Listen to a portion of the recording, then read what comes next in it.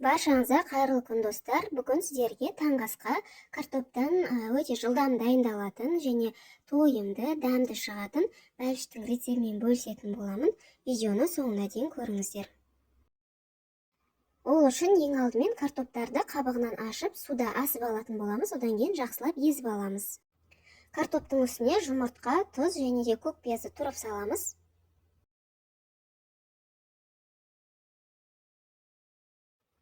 Қолымызбен барлығын жақсылап араластырамыз.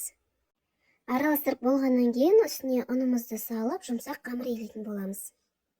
Қамырды илегеннен кейін 10 минутқа холодильникке қойып аламыз. Бәліштің ортасын салатын сырды кесіп дайындап аламыз. Қамырды холодильниктен шығарғаннан кейін теңдей 4 бөлікке бөліп, қамырларды томалақтап аламыз.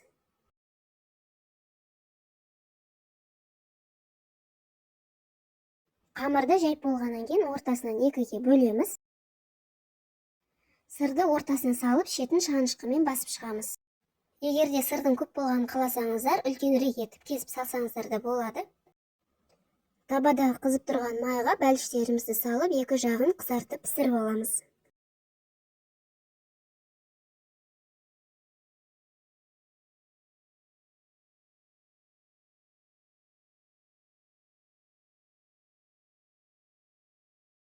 Мінекей біздің таңғы асқа картоптан жасалған бәліштеріміз дайын. Жасалу жолы өте жылдам және тойымды, дәмді болып шығады. Видеом сіздерге пайдалы болса, лайк басып, арнама тіркелуді ұмытпаңыздар.